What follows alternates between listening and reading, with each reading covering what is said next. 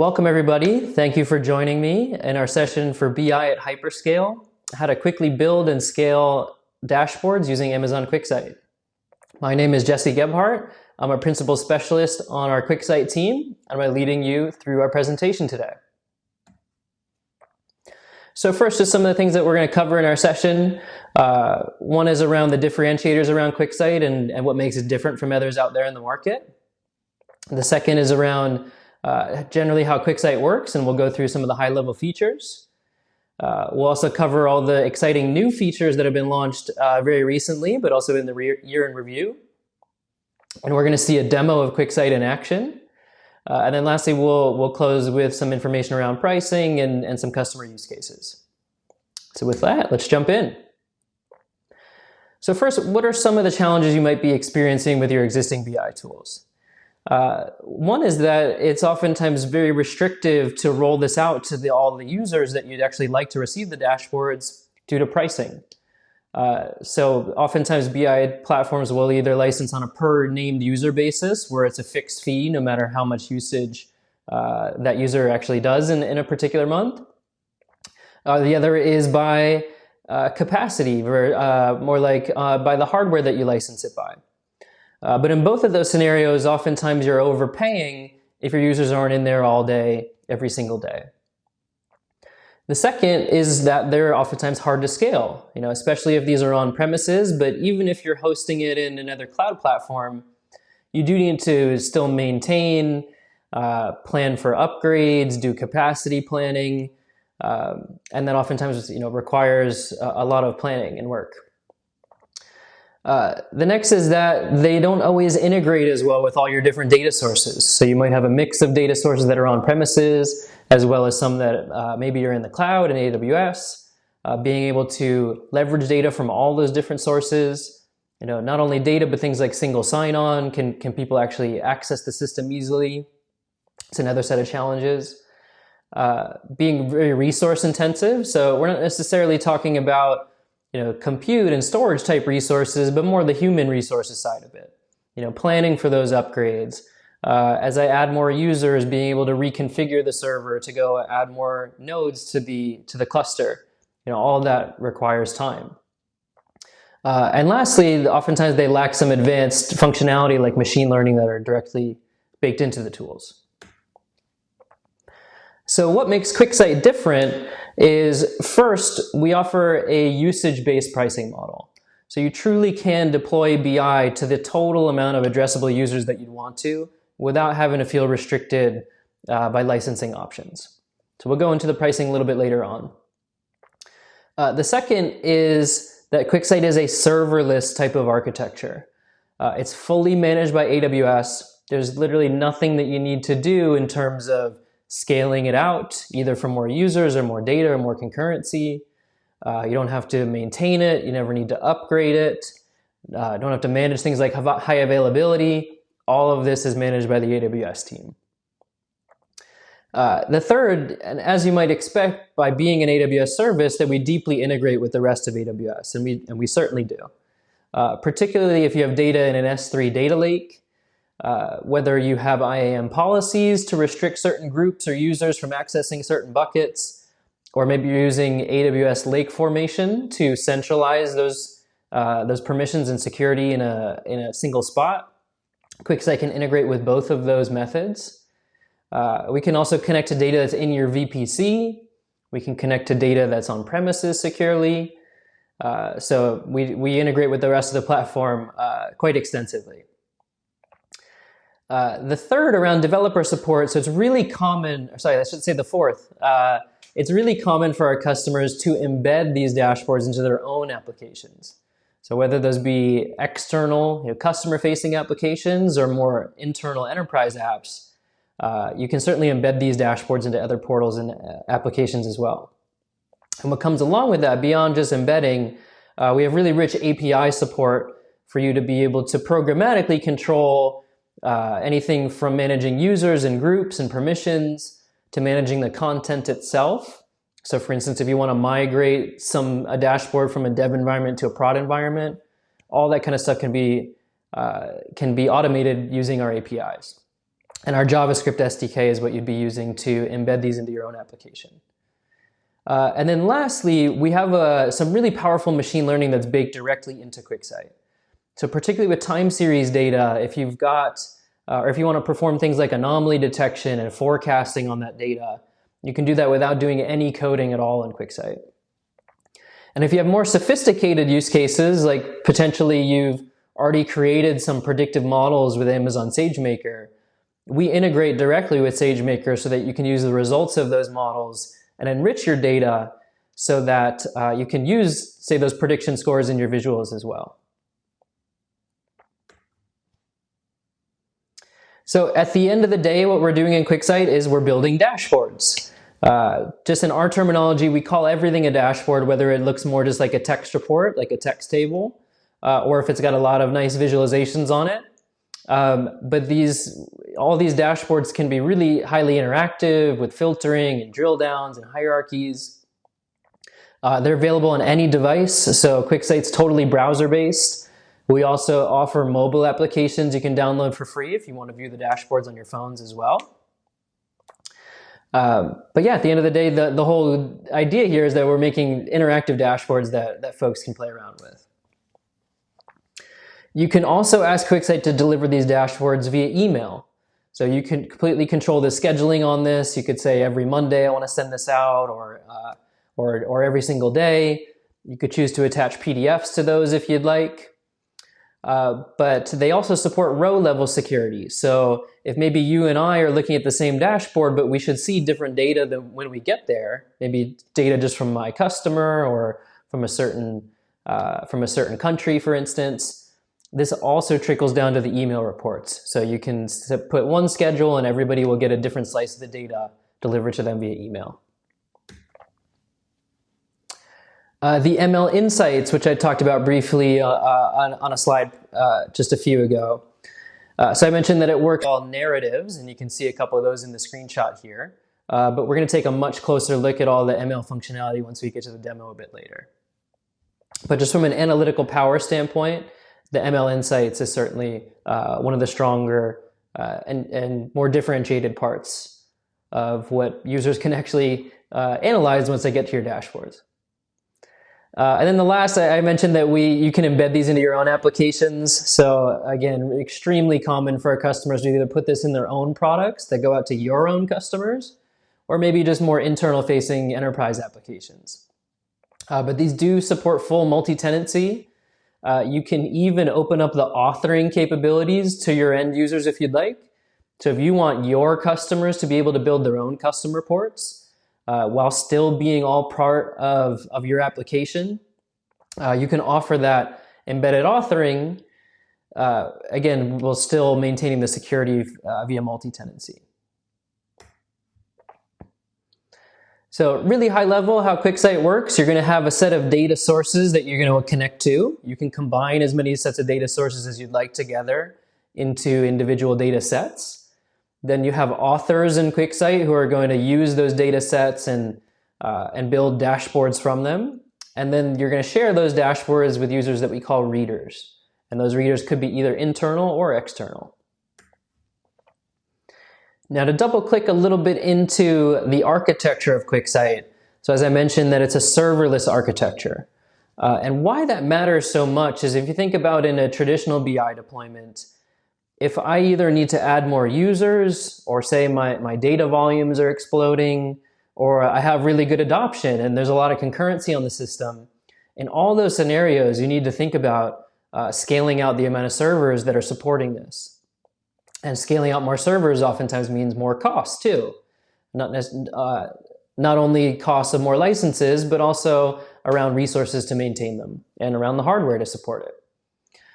With QuickSight's serverless architecture, no matter the amount of data or the amount of users or concurrency that you throw at it, we are scaling the backend infrastructure to meet your needs.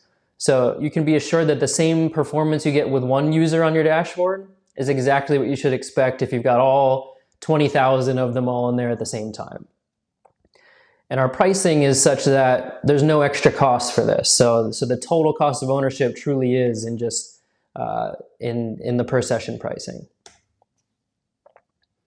Now, from a data perspective, Spice is our in-memory engine that comes with QuickSight. So whenever you connect to data, you have the option of you can either do a direct connection to that underlying database, or you can import the data in memory into Spice to maximize performance. So really that's the whole reason Spice exists, is so that we can take load off your database and get really good performance on the data. Spice is also serverless. So as more concurrent users are going to access your dashboards, Spice, we're automatically replicating that data set across our fleet so that you get the exact same performance. So looking at some of the features that we've launched in the past year, in general, QuickSight has a really rapid pace of innovation. So we're on basically a 2-week release cycle. Every 2 weeks, you're going to see new features in QuickSight. And every one of those releases, you'll get anywhere between 2 and 5, sometimes more features every couple of weeks. So here we're looking at some of the highlights from last reInvent, so in the last 12 months. I've highlighted some of the bigger items here, like multi-tenancy, being able to do anonymous embedding, using composite data sets, where they're basically like a parent-child relationship between data sets, where it makes it a lot easier to manage. Folders for managing content at a macro level, column level security, down at the data security level, lots of different types of new visuals, more regions that QuickSight's available in. So really look at some of these. So if we look at some of the new visual types, we've launched 7 new visual types in the last year. So these are some of a little more of the statistical ones, like histograms and box plots, but also waterfalls that are very common in finance, stacked area charts, others like Sankey diagrams and funnel charts and filled maps. So we've always had the points on the map, but we're adding another variation where you can fill in the whole geography. But really just enhancing all the visual richness of what you can actually build into your dashboards. So lots of new visual types. Another was around folders. So folders are great for managing content at a higher level rather than doing it at a per dashboard level. You still can do permissions at a per dashboard level, but this makes it easier when you're at scale. So for instance, here I've got a high level folder that goes across the entire company, and I have breakdowns per business unit.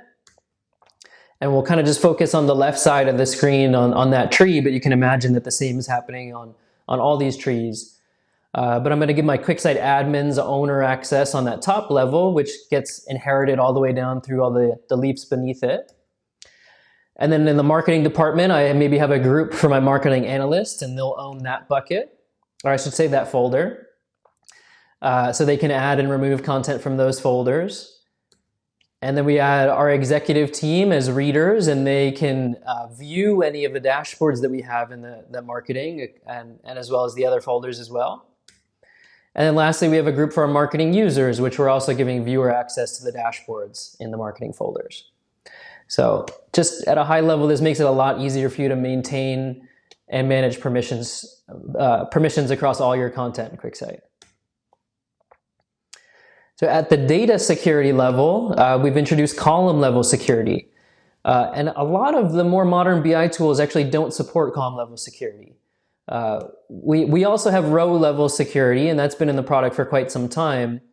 But column level gets you down to the point of if there's individual fields in your data that maybe are appropriate for some users to see and not for others, you can set security on those columns themselves. And this applies both to the authors. So if I've created a data set and I want to hide a particular column that you wouldn't be able to use while you're creating new ad hoc reports, it works in that mode. But maybe I had access to a column, but when I go to share it with a bunch of readers, maybe they shouldn't necessarily see the salary column, as an example. Folks who are in the HR group can see it, and folks who are not shouldn't be able to see that column. So it trickles all the way down through the actual dashboards themselves and the visuals for the end users. And we briefly mentioned this earlier around multi-tenancy and embedding the whole authoring experience into your applications. You could always embed canned dashboards, but this really up-levels the amount of power that you can give to your end users to allow them to make new ad hoc reports and dashboards while still, in the seamless experience of being inside your product.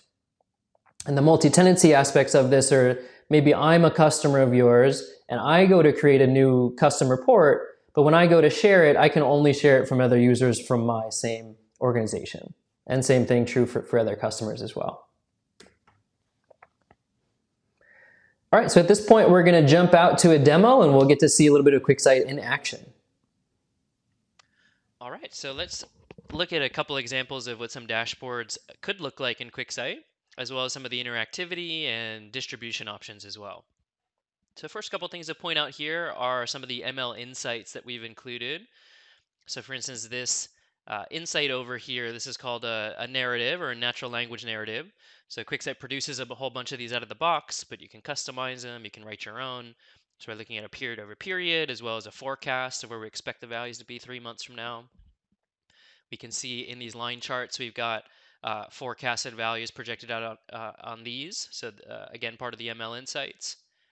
As far as interactivity goes, all your traditional ways of filtering, just expect those to be there, whether they're drop-down menus or date selectors, depending on the type of field, you get different UIs for them. There's also selection-based filtering. So if I were to select the state of New York, here the rest of the dashboard is going to update and filter just to New York. There's more hierarchical drill paths available. So if I select one of these points here, I can choose to drill down to the product IDs that were from that particular customer's orders. Any hierarchy you have in the data, it's really easy to just drag and drop the fields in the order you want to drill down through. You can also drill to other visuals. So here, if I select one of these customers again and say, let's go see more details for them, we are jumping over to our second sheet here and applying a filter. So here we can see that the customer filter had been applied there. We can see this column, again, that the filter had been applied. As far as text reporting goes, QuickSight certainly supports text tables and pivot tables. So, if your users are maybe more used to these, you can certainly use QuickSight just for kind of text reporting if you wish. So basic kind of interactivity, users can sort by any particular column. They can export to various formats like to CSV or Excel or to PDF. They can also choose to export the entire dashboard and print it out to paper or download the whole dashboard as a PDF. You can share the dashboard via email. So these can be scheduled to go out, every day or just on Mondays, for instance, and I can control with the title and the subject and who receives the email reports. Those email reports do support row level security too. So if you and I see different data when we get to the dashboard, our email reports are also going to reflect that security where we're seeing different data in our emails as well. So let's jump back over to our other sheet here. Just to check out some of the other machine learning, so we'll come here to our anomaly detection sheet. So these insights on the top, they look a little similar to the one that we saw on the first sheet, but these are using our anomaly detection algorithm underneath the hood. So we've asked QuickSight to scan our data, certain sets of metrics across different sets of dimensions, and it's finding anomalies where either there was either a big increase or decrease more than the expected value. You can receive these email alerts via email as well, or sorry, I should say you can receive these anomaly detection occurrences via email as well. But I'd say by far the most powerful part about them is here where you can say explore the anomalies, because when something is either high or low, that's not the end of my questions. It's really just the beginning, right? I want to know why that happened. So here I'm looking at those same two anomalies, but on the left I can see the contribution analysis. So for this particular one where Amazon.com went from 2 to 89K, I could see it was all from Seattle, but from a product standpoint, there were about 3 that contributed pretty significantly to it. So this one went from 0 to 21K, where it contributed 25% to the overall increase that we were seeing. And you can drill into them further even. So here within SMB, if I want to see what buyers within SMB were the biggest contributors, I can see it was mostly Keith and Julietta that drove that. So really powerful ways to drill into the data and figure out why something happened.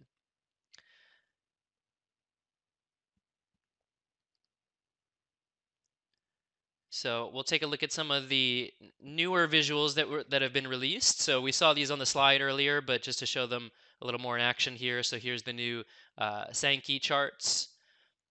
We see an example of a box plot here, really popular for a statistical type of analysis where I'm looking for outliers and such.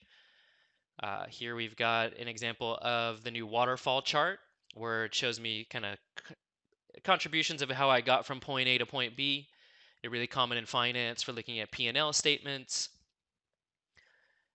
And on the bottom here, an example of the new filled maps. So we always had the points on the map, but this is another variation of mapping where you can fill in the geographies. And here, just a fun example using the insights, more than just a text editor where you can put metrics in it, but you can include these kind of isotype visuals where you can make your dashboards look and feel a little more infographic-y, if you will. So, so far we've been looking at all these dashboards in QuickSight itself, but just to show you a couple examples of how these would look if I'm embedding them. So notice the navigation bar on the top goes away, pretty much all the QuickSight branding goes away, but still as interactive as if I'm looking at them directly in QuickSight. So all the selection-based filtering will work, and any filtering, any drill down that you build in. Also just highlighting some of the theming that you can apply. So you can change all the color schemes for the data, for the background colors, things like font and spacing, to really make it seamlessly blend into your application. So users don't need to know what QuickSight even is, right? They just know that these analytics are part of your application. All right, so that completes the demo portion of our presentation today. We're going to jump back over to the slides, and we'll wrap up by talking about pricing for QuickSight, as well as walk through a couple of real-world customer examples. All right, so now we'll review a little bit around the pricing options for QuickSight, as well as some customer use cases. So in our Enterprise Edition, we have two ways that you can think about licensing your usage. So the first is on a user basis. So if you have named users that you want to give access, then this would be the best route to go down. So there's a maximum cost of $5 per user per month. Consider that unlimited usage for that particular user. Being usage-based though, if someone is not in there every single day, you don't have to pay that full $5 amount. The minimum for a user is 0. If you deploy a dashboard and share it to a whole bunch of users and maybe a portion of them didn't log in that month, maybe they're on vacation or it's over the summer or whatnot, you don't pay anything for those users. And then in between 0 and 5, we measure it on a per session basis. So a session is purely time bound. I could look at as many dashboards as I want in that amount of time. But it lasts for 30 minutes. And the start of a session would be, say I go log into QuickSight directly, that would initiate a session. Or if this is embedded into your application, and maybe that single sign-on occurs and I start to view a dashboard inside your app, that would also be the start of the session. So again, it lasts 30 minutes, and those cost 30 cents a piece, up to the maximum of $5. So really cost effective at any scale. Again, you're only paying for how much you actually leverage it, and are not overpaying for users who aren't in there quite as frequently. So that works great if you know who your end users are and you want to do it on a named user basis. We've just introduced another option called capacity pricing, and our customers are really excited about this one. So this is great for a couple different scenarios. And all under the kind of the umbrella of you don't necessarily need to manage any users in QuickSight anymore. So one where that makes obvious sense is if I want to put this on a public facing website, then I don't know who the users are accessing my website, right? I can't name them. So the capacity pricing is perfect for those scenarios. Even if I know who the users are, like say I'm embedding it into my application and they log into my app, but I maybe don't want to have to go also manage those users in QuickSight as well, the capacity pricing works great for that too. You can still pass filters and parameters and such to load the dashboard custom for that user who's looking at it in your app, but from the QuickSight perspective, we don't need to track them individually as named users. And then lastly, at really large scales, the capacity pricing also makes sense. So even if you do know who the named users are, but you've got tens of thousands, hundreds of thousands, maybe even millions of them, the capacity pricing works on a sliding scale. So you can see we have a starter pack in there. If you just want to try it out, or if you have a small use case, it starts at $250 a month, billed on a monthly basis. That'll get you 500 sessions. But as you scale up, the pricing scales with you. So you can see as you commit to more sessions annually, the per session cost goes down. So for instance, if I expect via my product usage that I should have around 1 million sessions within a year, just as an example. So then I would go for the 800,000 session pack, which is going to reduce my per session cost down to 20 cents a session. So as the number of sessions and your usage goes up, your adoption goes up, your cost will come down as well.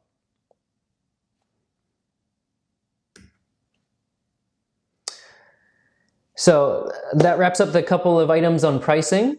So we'll take a look at a couple of real-world customer use cases now. The first is Capital One. So Capital One, of course, in the financial services industry, they've adopted QuickSight as a self-service tool to sit on top of their data lake. So they have a data lake in S3, also in Snowflake. They use some Redshift and RDS. QuickSight is a standard tool that sits on top of all these different sources for their users. So they've got thousands of people authoring dashboards and many more thousands consumers, and they use it for all different kind of use cases. You know, anything from fraud analytics to spend and risk analysis to operational reporting and making sure the systems are up and running, really all across all aspects of the business. They also embed this into lots of internal facing applications. They actually have dozens of these internal facing tools where users are already used to visiting them today for some analytics, and now they can provide a lot deeper, richer analytics inside of some of their internal apps as well. And another customer is Best Western. So they are a global hotel chain. They've got tens of thousands of end users in QuickSight, and those being the revenue managers at each one of the hotel locations. So previously they would get dashboards on maybe a weekly or a monthly basis. Now they can get that same information at a daily level. So every day they can go check their progress. Previously, they were using on-premises tools, and they had migrated to Redshift and QuickSight. You can see some figures here around the amount of time it actually took them to even just do a simple upgrade on some of their old tools, where it takes them literally no time at all on Redshift and QuickSight. So as we release new features, they get to take advantage of them immediately. The amount of time that it takes for the reports to load has gone down significantly from 30 minutes in some cases to pretty much instantaneous. And they've also reduced their costs over 50% from the previous tools that they were using. So another customer who's rolled this out fairly broadly. Both of these customers I've highlighted are kind of internal facing use cases. Just want to throw out there as well that there is another QuickSight session that we're doing. Happened just yesterday, actually, but you'll be able to check out the recording for it. It's the same idea as this one, but instead of 202, it's 201. And that one's focused specifically on the embedded use cases. So if your particular use case is around something customer facing, you want to build into your application, I encourage you to check out that other session as well to get some more information around that. So thank you so much for watching. Again, my name is Jesse. You can contact us at the email address you see on the screen now. I'm included on that email, as well as lots of other specialists on our QuickSight team here. We'd be happy to support you if you have any particular questions, if you want some assistance in standing up a POC for QuickSight. There is a free trial available of QuickSight if you just sign up. It'll automatically start a free trial for 2 months for 5 users. You don't need to contact us to do that, but if you want any assistance or have questions while you're trying it out, please don't hesitate to reach out. We'd love to hear from you. So thank you so much for watching. We'll talk soon.